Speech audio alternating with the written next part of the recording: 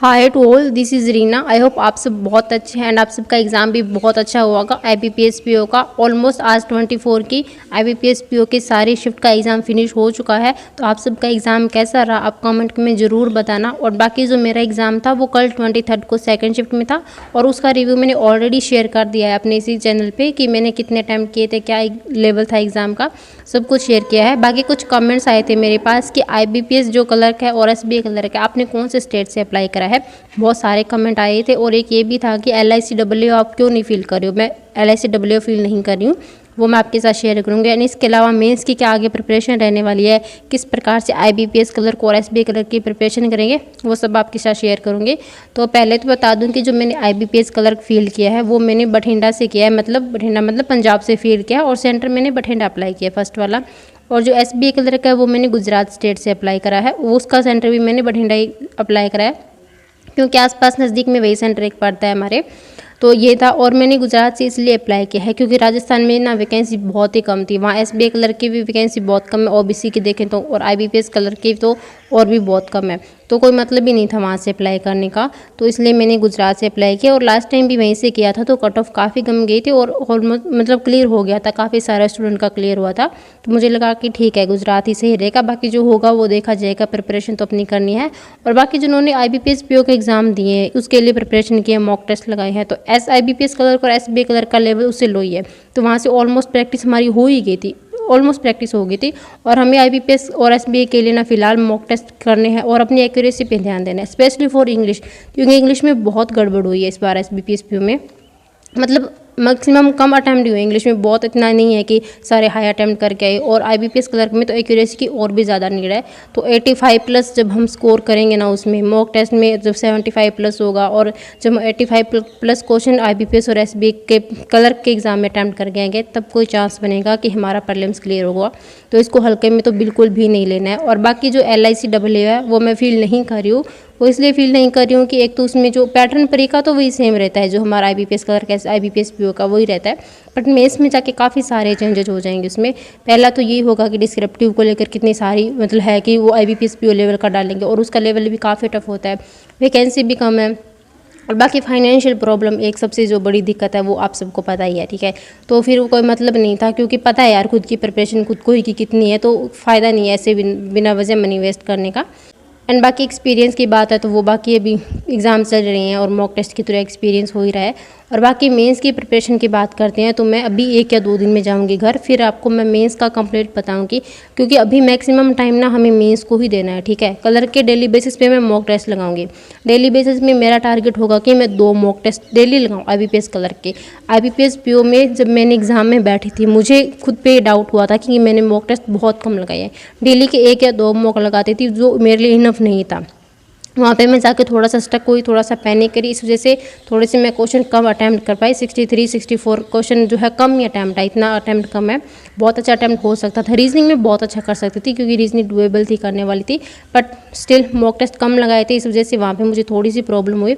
अभी मैं full mock लगा लूँ, मतलब जितना मैक्सिमम हो सकता है ना। कलर की प्रैक्टिस तो मैं मॉक के थ्रू ही करने वाली हूँ, क्लासेस को स्किप करके। क्लासेस करेंगे तो वही करेंगे अर्थमेटिक की और या फिर मैराथन सेशन हो गए, पजल्स की करेंगे, बाकी इतना कुछ नहीं करना है। और IBPS PO को लेकर मैं बहुत श्योर हूँ कि हाँ ये अगर हो गया ना तो IBPS PO में अच्छा करना है, होना ना होना वो अलग बात है, बट अपना बेस्ट देना है।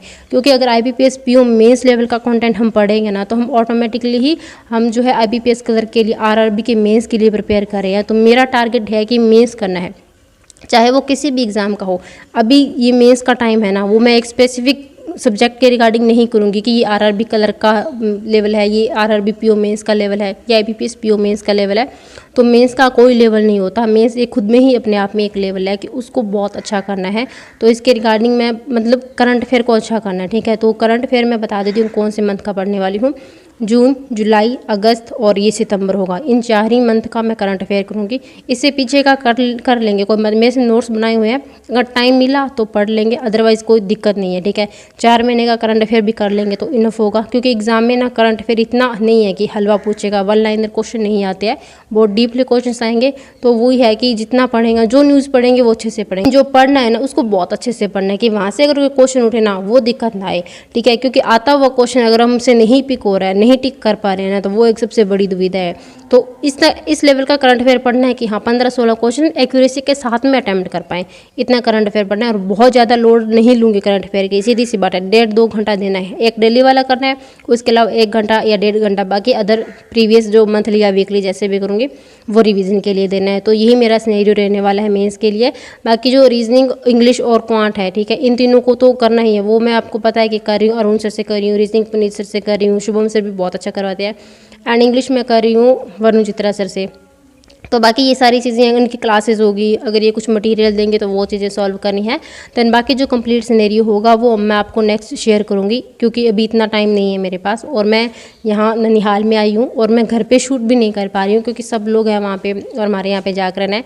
आप देख सकते हो मैं गाँव के जो स्कूल है, सरकारी स्कूल है, बिल्कुल घर के पास में ही है, तो वहाँ पर मैं आके वीडियो शूट कर रही हूँ। और ये पीछे का भी आप बैकग्राउंड देख सकते हो, तो ये गाँव का सरकारी स्कूल है। आज संडे था तो बंद था, तो यहाँ पे आगे शूट करने के लिए, क्योंकि इन्फॉर्मेशन दे दी थी और बहुत सारे कमेंट्स आ रहे थे।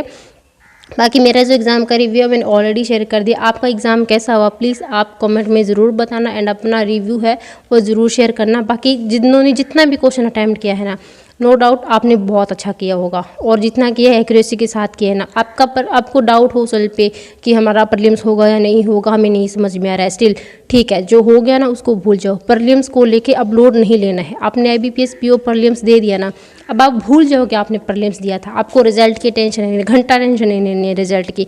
अभी कुछ दिनों में ये सिनेरियो चालू होने वाला है, update from IBPS PO prelims examinations, update from IBPS PO result, ठीक है, सब कुछ ये पंगा स्टार्ट है, होने वाला है, ठीक है। और आप उनमें से मैं भी एक हूँ जो कभी कुछ अपडेट मिलेगा तो वो अपडेट भी करूँगी, वो हमारा काम है करना, तो वो तो करेंगे ही। बाकी जैसा भी एग्जाम हो ना, आपको मेंस में लग जाए, भले ही आप 30 क्वेश्चन करके आए हो, भले ही आप 40 करके आए हो, 50 करके आए हो, डजेंट मैटर, आपको अपनी मेंस की प्रिपरेशन में लग जाना है, ठीक है।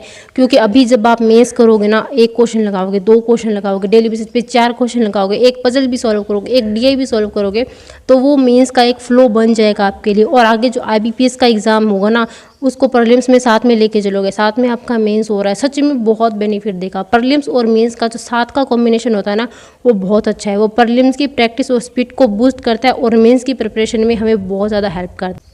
तो यही चीज़ें हैं, आपको बता रही हूँ कि ये नहीं सोचना है कि हमने कम किए हैं, हम मेंस नहीं पढ़ेंगे। भाई एक मेंस है ना, जंग यहाँ मेंस में ही होती है, प्रीलिम्स सिर्फ क्वालिफाइंग है, ठीक है। जो रिजल्ट मिलेगा हमें मेंस से ही मिलेगा। प्रीलिम्स देख के हमें करके मेडल नहीं टांगना है, हमें सारे प्रीलिम्स के लिए करके हमें मेंस करना है। तो स्टार्ट करते हैं अपनी मेंस की प्रिपरेशन। सिर्फ 1-2 दिन का रेस्ट है, थोड़ा सा आप चाहो तो आप भी रेस्ट ले सकते हो, कोई दिक्कत नहीं है। फिर क्योंकि ज़्यादा एनर्जी के साथ स्टार्ट करना है तो रेस्ट भी ज़रूरी है। 1-2 दिन का गैप लीजिए, अपनी पूरी स्ट्रैटेजी बनाइए कि कहाँ से करना है, क्या करना है। भटकना नहीं है, जो सोर्स आप स्टार्टिंग से फॉलो करो ना, उसको एंड डे तक फॉलो करो। सीधी सी बात है, जो स्टार्टिंग से फॉलो करो उसको एंड डे तक फॉलो करो, और एक सीक्वेंस में चलोगे ना, डेफिनेटली रिजल्ट मिलेगा। भटक कर करोगे ना, आज यहाँ से पढ़ लिया, ये कर लेते हैं, आज किसी ने बोला कि ये मेंस की स्ट्रेटेजी है, ये कर लो, किसी ने बोला कि यहाँ से करंट अफेयर कर लो, किसी ने बोला कि ये स्ट्रेटेजी बेस्ट है, ये कर लो। स्ट्रेटेजी हमेशा खुद की बनाओ। और प्रीलिम्स के बाद में ये कॉमेंट आता है कि हम मेंस कहाँ से करें, कहाँ से प्रिपरेशन सोर्स करें। तो भाई आपने प्रीलिम्स कहाँ से करा था? जिन टीचर से प्रीलिम्स पढ़ा था वो टीचर मेंस भी तो करवाएगा। कोई टीचर ऐसा नहीं है जो सिर्फ प्रीलिम्स करवा के छोड़ देगा। जो टीचर प्रीलिम्स करवा रहा है वो मेंस की क्लासेस भी लेगा। IBPS PO के आज हो गया तो कल से मेंस की क्लासेस स्टार्ट है। कल से मेंस की क्लासेस, मंडे भी है और एग्जाम भी फिनिश है, तो क्लासेस तो स्टार्ट हो गई, obvious सी बात है। तो उन्हीं टीचर की आप मेंस की क्लासेस लो ना, बोलते हैं PDF से सॉल्व कर लो। भाई मेंस को PDF से नहीं सॉल्व कर सकते। हाँ, आप रीजनिंग की पजल्स मेंस के PDF से ज़रूर सॉल्व कर सकते हो, क्योंकि उसको आपको खुद को करना है। बट क्वांट के क्वेश्चन कई बार होते हैं कि नहीं समझ आता, और कई बार पजल भी ऐसी आती है कि हमें पॉसिबिलिटी समझ ही नहीं आता कि कहाँ से कौन सी पिक करनी है। तो क्लासेस करना बेस्ट है, ठीक है। ऐसा नहीं है कि क्लासेस करने से टाइम वेस्ट होगा, खुद का इन्वेस्टमेंट हो दो। अगर पजल्स कर रहे हो तो उसमें थोड़ा सा टाइम दो, खुद लगाओ 15 मिनट 20 मिनट, उस पजल को पढ़ो कम से कम। अगर कुछ नहीं बन पाता है ना, तो उसके जो इंस्ट्रक्शन होते हैं ना, वो इंस्ट्रक्शंस भी तो नोट डाउन कर लो, ताकि जब सर समझाए ना तो आप उन इंस्ट्रक्शन को भी कनेक्ट कर पाओ कि अच्छा सर यहाँ से ये वाली चीज़ उठा रहे हैं, इसको ऐसे कनेक्ट करें, तो बहुत अंडरस्टैंडिंग बिल्डअप हो गया यार। एक क्लासेस करना और एक सेल्फ करना बहुत फ़र्क है इन चीज़ में। और मैं हमेशा ही प्रेफर करती हूँ कि मैं क्लासेस के थ्रू अपनी बेस्ट प्रैक्टिस कर सकती हूँ। बाकी डेली बेसिस पे एक सेक्शनल मॉक देते जाओ। अभी स्टार्टिंग है मेंस की, तो थोड़ा सा फुल लेंथ देना मुश्किल होगा ना, एक सेक्शनल देते जाओ।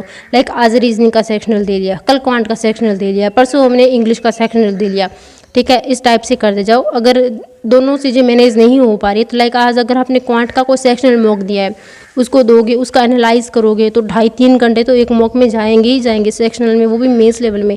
ऑब्वियस सी बात है, क्वांट का अगर क्वेश्चन सॉल्व करोगे तो 2.5-3 घंटे जाएंगे। उस दिन आप क्वांट का कुछ अदर मत करो, सिर्फ वो एक मॉक सॉल्व करो, बाकी रीजनिंग की पजल्स कर लो। नेक्स्ट डे जब रीजनिंग का मॉक लगाओ, उस दिन कुछ भी रीजनिंग के क्लासेस वगैरह सॉल्व मत करो, वो मॉक में जो क्वेश्चन है उनको सॉल्व कर लो। इससे क्या होगा कि एक मॉक टेस्ट का भी सिनेरियो बना रहेगा, हमें पता लगेगा ना हमें कौन सी चीज़ें पिक करनी है, कौन सी चीज़ें पिक नहीं करनी है। मेंस में तो सिलेक्टेड क्वेश्चन करने होते हैं, सारे क्वेश्चन करने नहीं होते। अगर गलत चीज़ उठा ली वहाँ पे 10-15 मिनट निकल गए, पूरा पेपर वगैरह वैसे ही ख़राब हो जाना है। तो ये चीज़ें पिक करना आना चाहिए। वो हमें है कि सेक्शनल मॉक देंगे स्टार्टिंग में, फिर अगर आप चाहो तो संडे को एक फुल लेंथ मॉक दे दो, वीक में एक दे लो।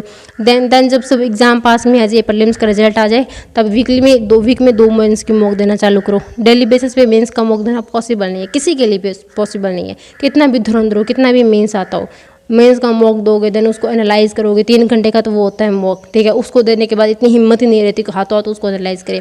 1.5-2 घंटे के बाद में उसको जब वापस सॉल्व करते हैं तो 3.5-4 घंटे तो फिर से उसको सॉल्व करने में लग जाते हैं। जिस दिन मॉक टेस्ट करोगे ना, उस दिन पूरे दिन में सिर्फ वो एक मॉक टेस्ट ही सॉल्व होगा हमारा। तो ये पूरा सिनेरियो है। बाकी आप कैसे प्रिपरेशन करोगे आप कमेंट में ज़रूर बताना, और बाकी आगे के लिए क्या कुछ नया रहेगा, कौन सी क्लासेस PDF होगी, मैं नेक्स्ट वीडियो में ज़रूर शेयर करूँगी आपके साथ। तो thank you so much, all the very best.